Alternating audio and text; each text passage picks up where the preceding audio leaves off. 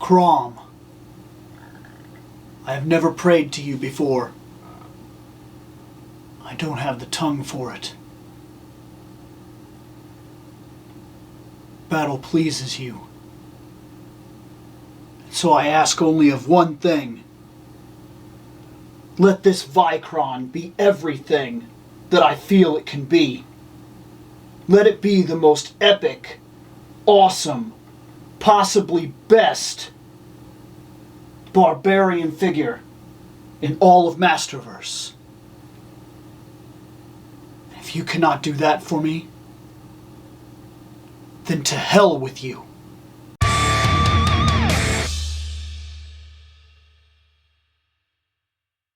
So what's up, guys? I have legit high hopes for Vykron. No joke. Yeah, the start was a joke. But look, there's a reason I kind of wanted to do like a bit.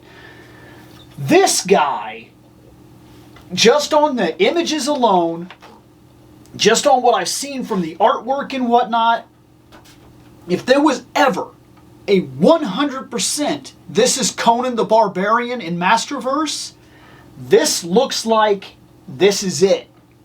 And so I'm very interested. I'm interested enough that we're going to skip all the talking that we normally do and get right into it. I want to see this thing. So, here we go. I still have Red Sonja up on the table, and there's actually a reason for that, because I'm going to compare her side by side with Vykron, because if this turns out to be the figure that I think that it is, if it turns out to basically be the Conan the Barbarian of Masterverse, then she will definitely make that comparison. She will make it whether or not that is 100% a reality. So for right now, we're going to move her off of here, though, and we're going to move him right here, and we're going to check out the box, because that's where we like to start. We like to start with the box. We like to get an idea here. Could have probably actually adjusted this a little bit more. We'll try to make a quick adjustment here. Nothing too severe. About right. Somewhere in there. It's a little straighter. The carpet's a little funny here, but that's okay. I'll adjust it for the next shot or whatever. For right now, I don't really think it matters all that much. This is a pretty cool box from the front right here. This is really solid artwork. As always, it is. On the side here, that's pretty cool. On the back, that's pretty cool. And on the side here, that's pretty cool. And the real cool part of this is that it's all actually one image. So I don't know what's about to happen by opening it this way. Oh, looks like it's not too big of a deal. Yeah. Okay, so if I was to pull that part out, see, this is all one image right there. That's all one big, really cool image, to the fact where it would almost be worth gutting the box and cutting it perfect across the bottom and top and putting it in like a literal picture frame. It's really cool, and I like this too. By the way, on the inside we have another shot of that in general. This is really good. The artwork is always really solid in these things. So let me figure out, does this... Yes, this pulls out, and there he is standing in there.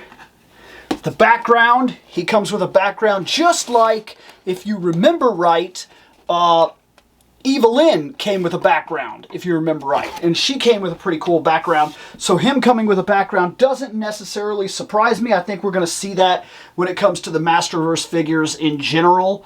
I just think that's going to become a pretty standard thing. So we're looking at a no plastic packaging again. These have been very hit and miss. Sometimes they're either great, or sometimes they are not so great. And for him, for what he is, I don't think that this packaging hurt him any.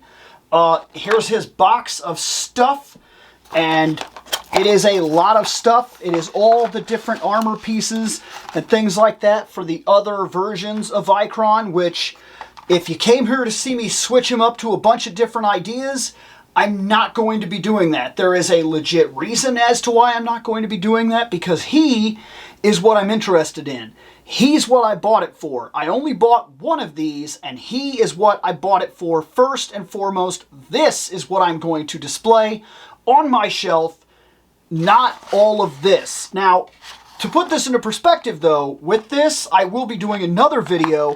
I plan to buy 2 more figures. I haven't decided yet if they are going to be Viking He-Man or if they are going to be Revelations He-Man. I need the bodies, and I think the skin tone that, because this guy's skin tone is different than Viking He-Man, and his skin tone is also different than Revelations He-Man. So neither one of them necessarily fit. This guy's paler than both of them. So either way that I do this, it's not going to be a 100% perfect thing. So I've just got to kind of make my decision as to what parts I want more of, I guess, is the best way to put that. Because I am going to buy 2 more bucks. I don't know what they'll be. Oh, they'll be one of those 2 things, and that's how I will get the other ones displayed, and I will do another video when I get those bucks in, because I'm going to order them. I very well might order them as early as tomorrow. I purposely held back my toy budget to see if anything came up on the Amazon Prime Day thing or whatever. So we'll see when that happens whether or not I actually pick those up. But let's cut him off of this. Okay, here we go. That's Vykron right there.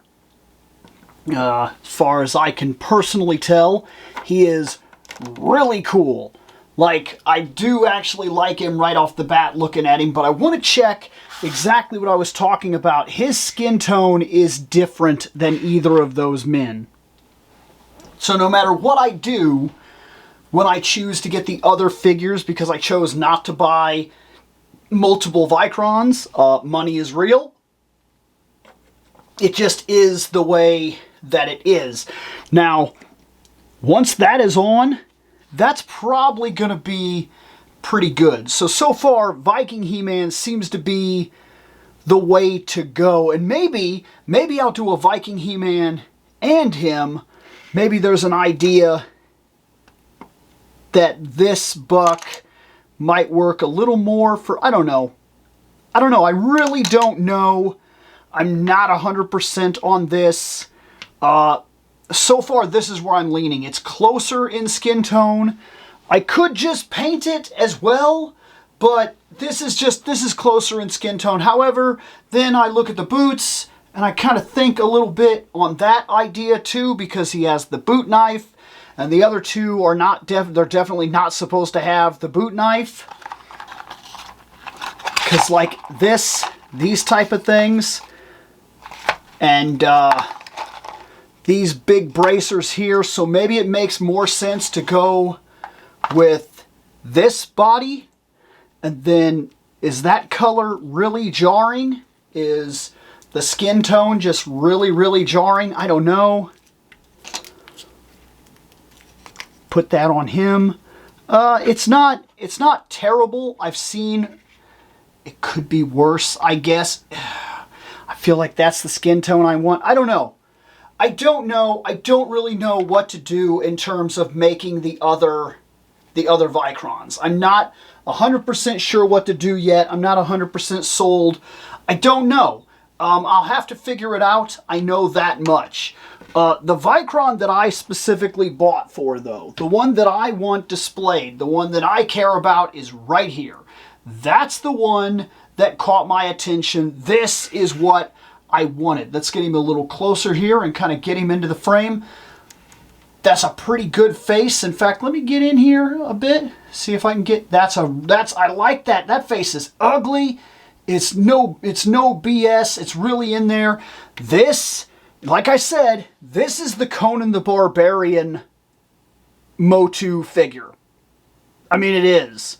Like, that from that hat, and I realize that's not quite the original Conan the Barbarian hat, but, I mean, the hair color, that works for a Conan-esque figure. The helmet works because he did actually wear a helmet.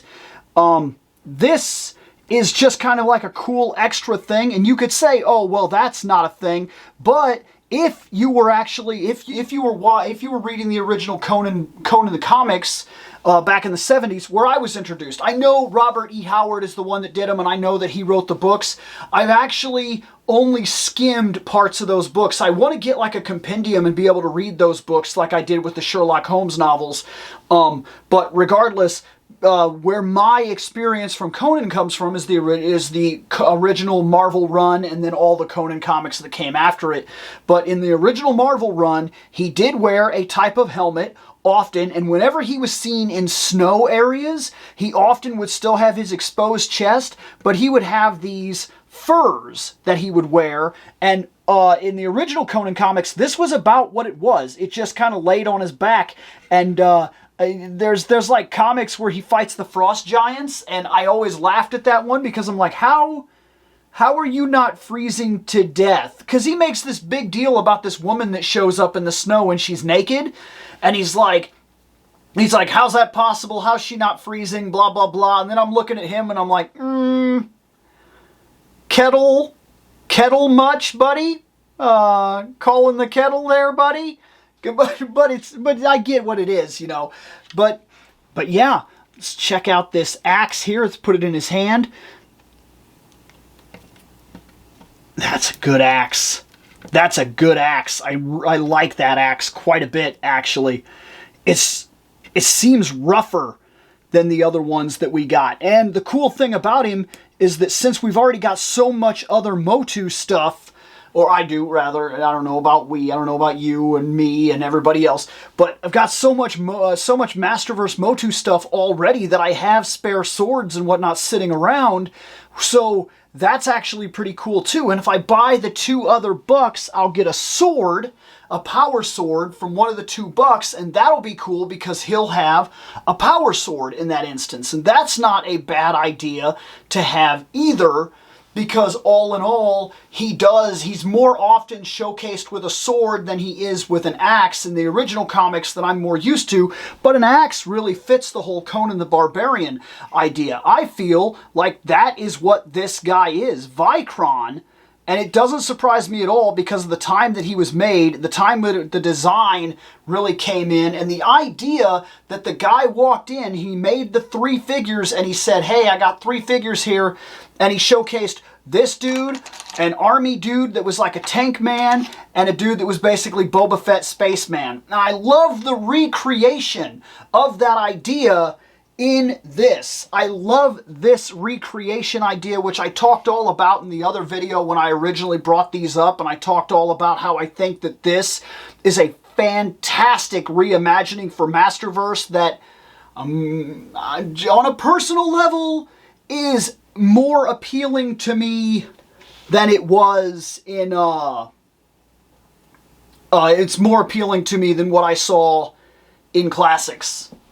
It is. So there's one more thing I want to see now. I want to see what this guy looks like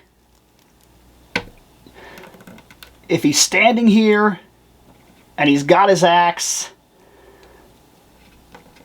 and he's just kind of got it down in his side or whatever. What do you look like next to Red Sonja? If Red Sonja is put next to you, do you look like you fit the idea? That's what I'm curious of right now. So I'm going to take her, and her weapons and everything aren't necessarily ideal right now because she was set up for a different kind of pose, but put her next to him right now, and let me get her standing and everything. Like I said, with the weapons and everything, she's not exactly in ideal form, but I think that we can actually make it work.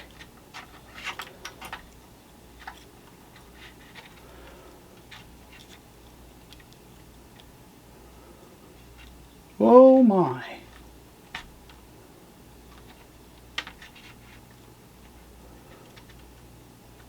I am fighting here, but look, let's lean her up against him right now, because what I'm really wanting to see is, do these two look like, does that look off? Does that look good? Let's zoom in. That's them. That's them standing next to one another. That's Red Sonja standing alongside Vykron. And to me, the scale looks decent. I feel like these two would be excellent, excellent photography ideas. Move that camera a little bit. I think this is perfect. I think that this will work. I think this will work for some photo sets. I'd like to get Vykron, Red Sonja, and some Battle Cat together in some epic shots. I like him. I like him.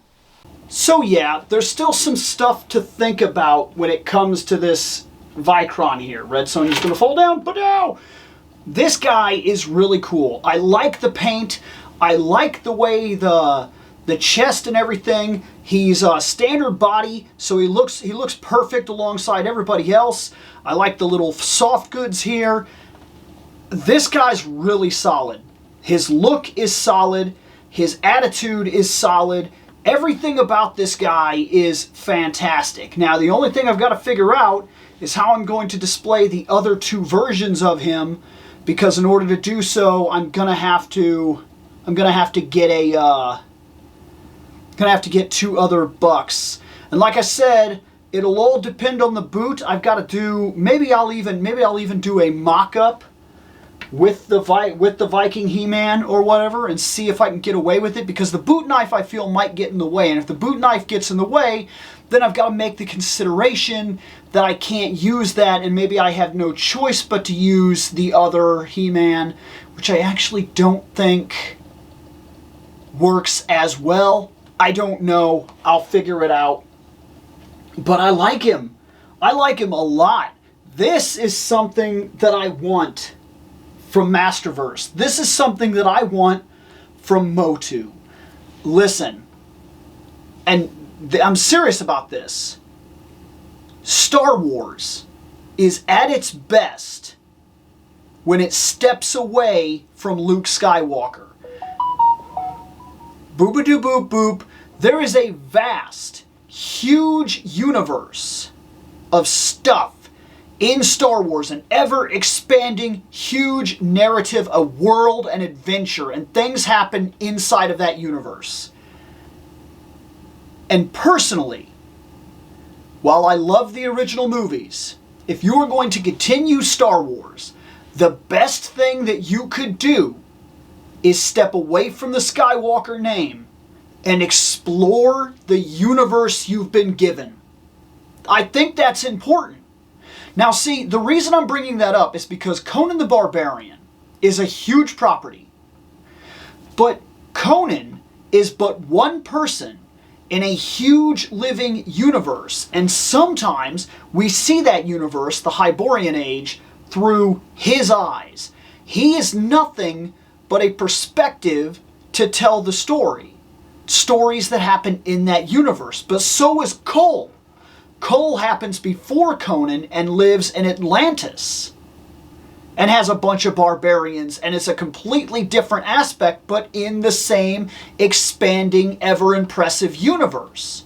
The universe is what matters. The expansive, unforetold, reaching stories of the universe that can do anything. That's what's important, is the setting. Case in point, Red Sonja still exists in the Hyborian Age, even though she's not part of Marvel or even allowed to really appear with Conan anymore. She's with Dynamite. If I'm not mistaken, she's still with Dynamite. But you know what? She's still in Hyborian. She's in Hyboria. She's in the Hyborian Age. She's in that universe. She's interacting with things in a massively extreme, giant universe, ever-expanding story potential. And not just her, other characters as well. There have been Hyborian Age stories which have nothing to do with Conan, Cole, or Red Sonja, because the universe, after showing it to us through Conan, expanding it for us with Cole, these are concepts that made the universe vast, and by stepping away from Conan, we could tell more and more and more stories. Is he always going to be important? Yes. Is he one of my all-time favorite characters? Yes. Would I give up Conan? No. Just like I wouldn't give up Skywalker. It's cool to have more Skywalker tales. But the best thing that Star Wars could ever do for itself is step away from the tiny little intersection of point of view that we've created. Skywalker. And everything surrounds Skywalker. It's like Spider-Man. Spider-Man is a street-level hero whose entire world is because Spider-Man is here and the web connects to every single thing that he'd ever touched. When Spider-Man does cosmic level things, it never quite feels right because the entirety of Spider-Man's universe, even though the Marvel universe is huge, the entirety of Spider-Man's universe is never about the expanding universe that his villains and rogues and interactions create. It's about Spider-Man. It's about Peter Parker. So when you remove Parker, it's hard to tell that story or move forward in a Spider-Man universe because the vantage point was the most important part, not the universe. They weren't equal and the universe wasn't bigger. Motu has a real chance through Masterverse and other things of that like Revelations. I personally think Revelation made a lot of sense. It was time to reveal the potential of just how big that universe is. I would personally like to see entire animes, if that kind of stuff went forward, Revelation, Revolution, and then go on from that and do Masters of the Universe. Show me a He-Man episode, 1 or 2 of them, with a really good narrative and a story. Move on from that and show me Fisto dealing with Jitsu, I think his name is Jitsu. You get what I'm getting at? Show me these crazy wizards that deal with other heroes. Show me a young man-at-arms defending the kingdom. Show me Scareglow before he died and what put him in that situation. Expand the universe. As He-Man says, when he throws Skeletor into the distance, it's not about us. That is a triggering event for so many people. But in my personal opinion, that moment, those words are a cue to the fan base to let go of the small little circle of narrative that we've existed in. He-Man. He-Man. Open it up, and there's an entire universe of possibility here. Imagination, unrestricted. Any story you could possibly imagine can be told if we let it be told. And this kind of thing right here, expanding the universe into these concepts, Masterverse should run wild with this. There's nothing holding us back aside from the limits of our imagination with this line. Let them run wild. Embrace it. And there's literally no end to it. For me, this is exciting. This is awesome. I love the fact that Vykron is going on the shelf. I love the fact that he'll photograph well next to Battle Cat and Red Sonja. I love the fact that I feel like this is the step that opens up Masterverse into bigger, deeper, more expansive, larger content. And for me, that's very exciting. Later on, guys.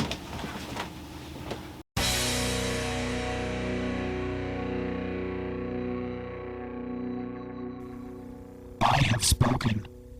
Take what you will from it.